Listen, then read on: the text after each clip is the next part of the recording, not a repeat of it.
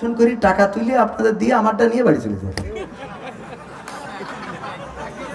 মানে এখানে তো অন্য জায়গায় আমি অগ্রিম কমপ্লিট বুঝে নিয়ে তারপরে যাই, এখানে বাড়ির কাছে তো এই জন্য খুব খারাপ অবস্থা যাচ্ছে।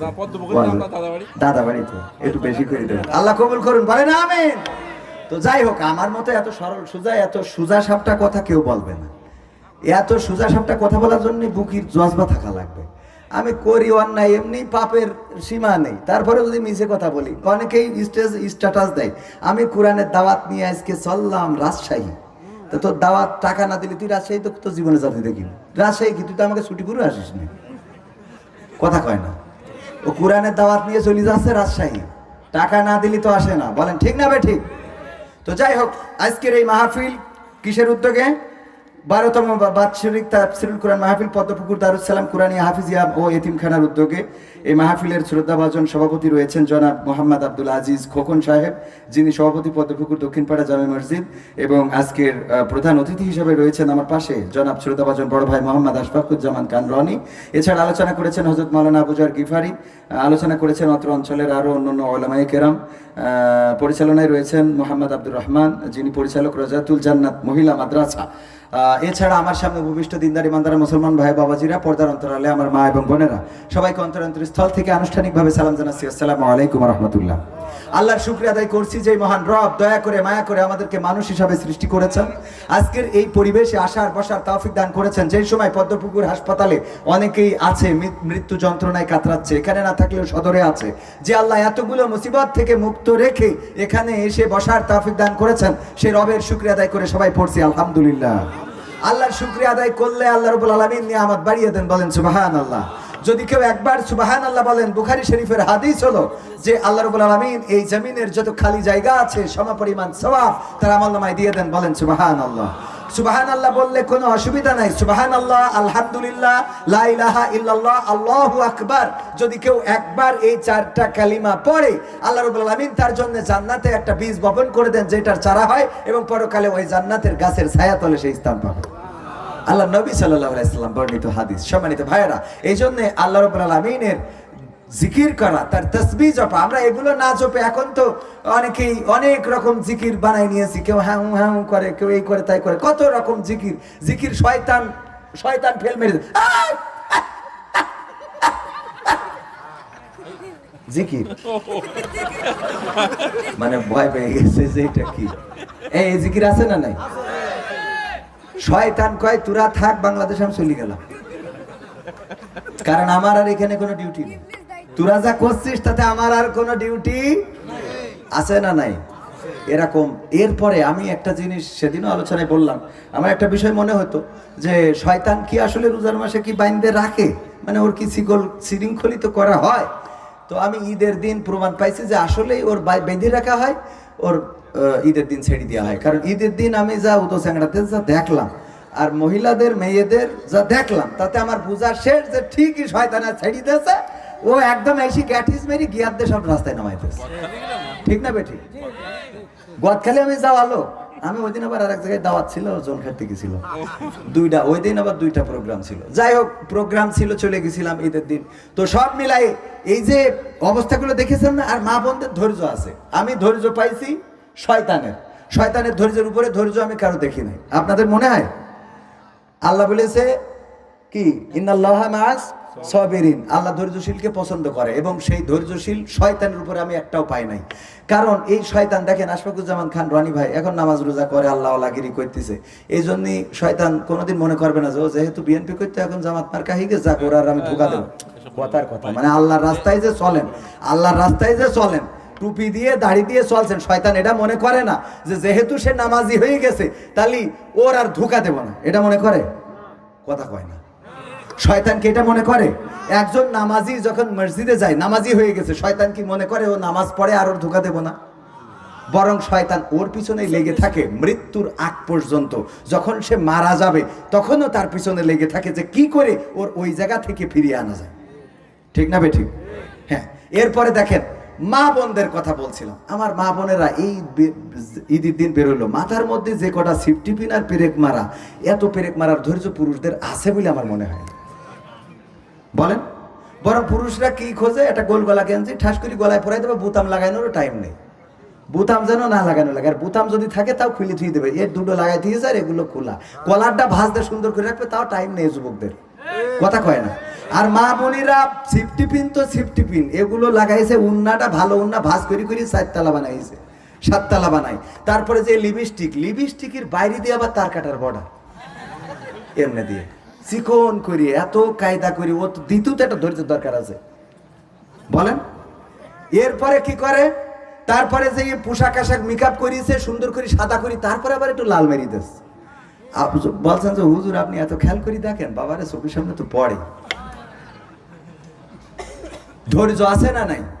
তো শয়তান ছেড়ে দিয়া রোজার মাস চলে গেল, আত্মসংযমের মাস, এত আত্মসংযম করলাম যে আমরা ডিজে পার্টি বাজাই, ডিজে বড় বড় পিকআপ গুলোতে স্পিকার ভাড়া করে নিয়ে সেখানে আমার যুবকেরা, তরুণেরা, কিশোরেরা এত নাচানাচি করছে, গাড়ি থেকে পড়ে যাচ্ছে, মারা যাচ্ছে, হাসপাতালে যাচ্ছে। অন্য অন্য ধর্মাবলম্বীরা চিন্তা করতেছে এইরাম ঈদ না আসাই ভালো, কথা কয় না। এটা কি মুসলমানের অনুষ্ঠান হচ্ছে? এদের জন্য আমাদের প্রতিবাদ প্রতিরোধ করার মতো মানুষ আছে? এই সমাজে প্রতিবাদ প্রতিরোধ করার মতো কোনো মানুষ দেখি না। দুঃখ লাগে যে এইগুলো বাধা দেওয়ার মতো মানুষ নাই, বরং এইগুলো করানোর জন্য মানুষ আছে। ছুটিপুরে আমি মাহফিলের আয়োজন করলাম, বিভিন্ন দোহাই দিয়ে আইন দিয়ে বন্ধ করা হলো, মাহফিলের দিন বন্ধ করা হলো। আজকে সেখানে নোবেল এসে নাচা গাওয়া করতেছে, মেয়ে ছেলে একসাথে, একটা মানুষ পাইলাম না এই অনুষ্ঠানের বিরুদ্ধে কথা বলার। আমি নিজেও সেখানে ছিলাম নাচা গাওয়ার আগ পর্যন্ত, কারণ আমি ওই কলেজের ছাত্র, আমাদেরও দায়িত্ব ছিল, গিয়েছিলাম। কিন্তু চলে এসেছি অনুষ্ঠানের আগে, নাচের আগে, গানের আগে, এমনকি অনুষ্ঠানটাই কোরআন তেলাওয়াতটাও আগে করানো হয়নি। আমার আশফাকুজ্জামান খান রনি ভাই সাক্ষী, আগে নাচানো হয়েছে, ঠিক না বেঠিক? না, কোরআন তেলাওয়াত পরে হয়েছে, আগে নাচ হয়েছে, ড্যান্স হয়েছে। 4 জনে আগে ড্যান্স করে নিছে, তারপরে কোরআন তেলাওয়াত। চিন্তা করা যায়, একটা মুসলিম দেশে কথা বলার কেউ নাই, ওখানে আলেম ওলামাও ছিলেন, কাউকে প্রতিবাদ করতে দেখলাম না। এগুলো যদি প্রতিবাদ না করি সমাজ পরিবর্তন হবে কি হবে? বেঁচে থেকে অযথা বিদ্যা শিখে যদি না গড়তে পারি শোষণবিহীন সমাজটাকে, কি হবে বেঁচে থেকে? কি হবে ছাত্র সেজে চুমু খেয়ে সনদ খানা, যদি হয় বিদ্যালয়টা পরিমণিদের আড্ডাখানা? কি হবে ছাত্র সেজে চুমু খেয়ে সনদ খানা, যদি হয় বিদ্যালয়টা নায়িকাদের আড্ডাখানা? এর চেয়ে মরাই ভালো, দেশ ছেড়ে যাওয়াই ভালো, এর চেয়ে মরাই ভালো, দেশ ছেড়ে যাওয়াই ভালো। কি হবে ধোকা দিয়ে বিবেকটাকে, কি হবে ধোকা দিয়ে বিবেকটাকে? কি হবে বেঁচে থেকে অযথা বিদ্যা শিখে যদি না গড়তে পারি শোষণবিহীন সমাজটাকে? কি হবে বেঁচে থেকে?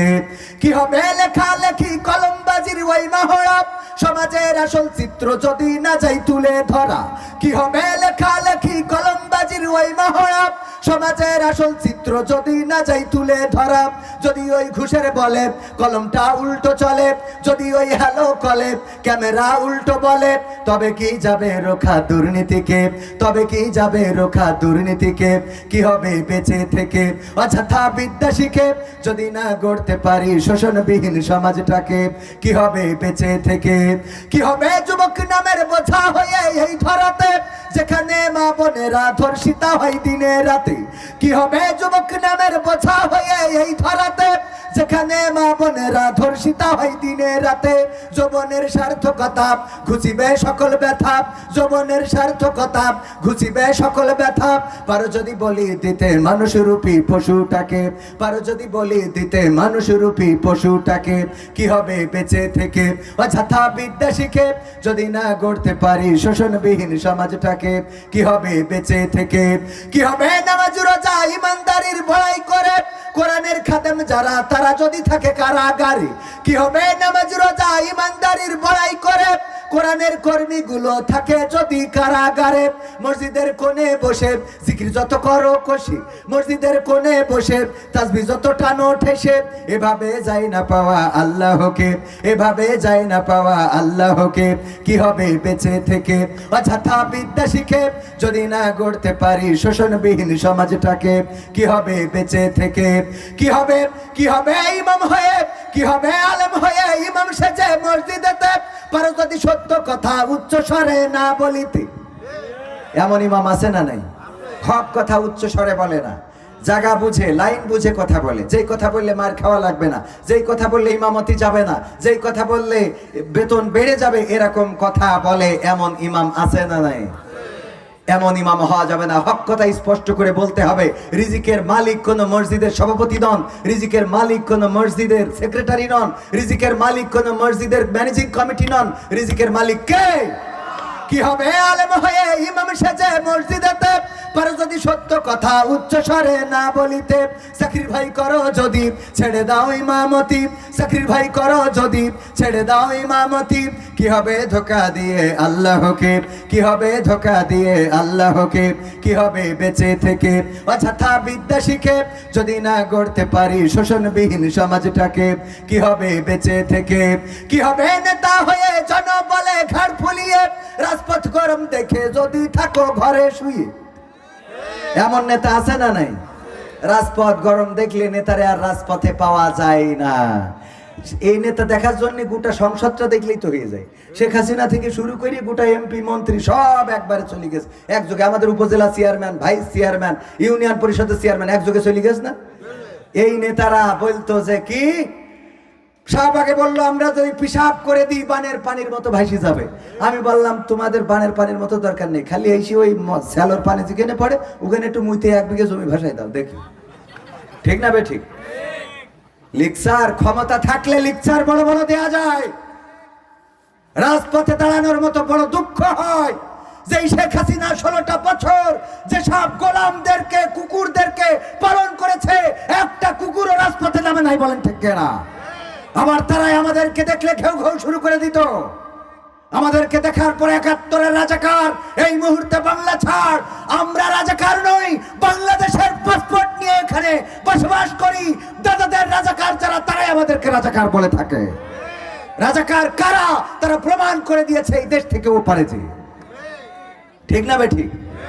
এই দেশ যাদের, তারা এই দেশে থাকবে না। জেলে যাক, ফাঁসি হোক, ফাঁসির কাস্টে।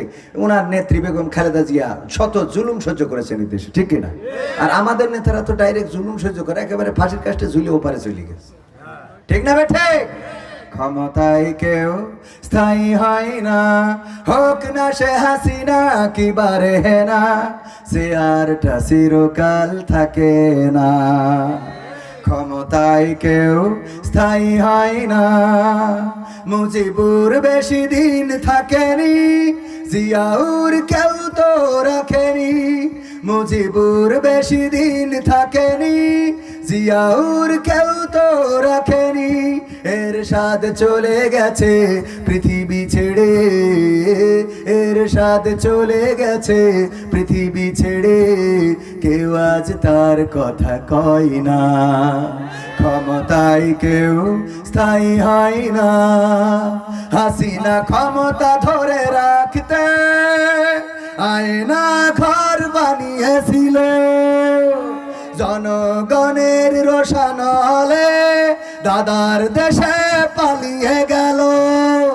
হাসিনা ক্ষমতা ধরে রাখতে আয়না ঘর বানিয়েছিল, জনগণের রোশানলে দাদার দেশে পালিয়ে গেল।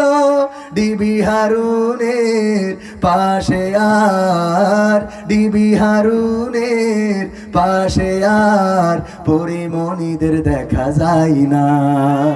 ক্ষমতায় কেউ স্থায়ী হয় না, হোক না সে হাসিনা কি বারে না, সে আরটা চিরকাল থাকে না। ঠিক না বেঠে? এই চেয়ার চিরকাল থাকবে না, চেয়ার ছাড়াই লাগবে। ক্ষমতার চেয়ারে যেই বসুক না কেন, আমার আগে আলোচনা করেছেন আশফাকুজ্জামান খান রনি, তার আগে আলোচনা করেছেন আমাদের আবুজার গিফারি ভাই, এমনি ভাবে ইতিপূর্বে আর অনেকেই আলোচনা করেছেন। আগামী বছর আবার এই মাহফিল হবে, নতুন নতুন বক্তা আসবে। 12টা বছর ধরে এই মাহফিলটা চলে। এই 12 বছরের মধ্যে প্রথম বছর যেই শ্রোতাগুলো ছিল তাদের মধ্যে অনেকে এখন কবর দেশে আছে না নাই? আবার আজকে যারা আমরা এখানে এসেছি, আমরা একটা বছর পরে আবার এই মাহফিলে আসতে পারবো, তার কোনো নিশ্চয়তা। রমাদানের রোজা চলে গেল, যারা রোজা রাখেন নাই চিন্তা করেছিলেন আগামী বছর রাখবেন, অনেকেই চিন্তা করেছে আগামী বছর আর রোজা ছাড়বো না। এই রমাদানের রোজাতে যারা রোজা রাখে নাই, ওগো আমার ভাইয়েরা, আগামী বছর আবার রমাদানের রোজা পাবে এর কোনো নিশ্চয়তা আছে নাকি? মাঝে মাঝে মনে হয় মানুষ কেন বোঝে না, আল্লাহ রাব্বুল আলামিন এই রমাদানের রোজাকে ফরজ করে দিয়েছিলেন আমাদের উপরে। আল্লাহ পবিত্র কোরআনের সূরা বাকারার 183 নম্বর আয়াতে বলেছেন, ইয়া আইয়ুহাল্লাযীনা আমানু কুতিবা আলাইকুমুস সিয়াম কামা কুতিবা আলাল্লাযীনা মিন ক্বাবলিকুম লাআল্লাকুম তাত্তাকুন। ওগো ঈমানদারেরা, তোমাদের উপরে রমাদানের রোজাকে ফরজ করে দেওয়া হলো যেমন ফরজ করা হয়েছিল তোমাদের পূর্ববর্তীগণের উপরে, যাতে করে তোমরা তাকওয়ার অধিকারী হতে পারো। আমরা সেই রমাদানের রোজা পালন করলাম না, এমন অনেক মানুষ আছে না নাই? আবার যারা রোজার পালন করেছে, তারাবি পড়েছে, লাইলাতুল কিয়াম করেছে, ইফতার করেছে, সাহরি খেয়েছে, শাওয়ালের চাঁদ উদয় হয়েছে, ঈদের নামাজ পড়ে জোহরের ওয়াক্তে আর মসজিদে পাওয়া যায় নাই, এমন আছে না নাই? আপনাদের এলাকায় আছে?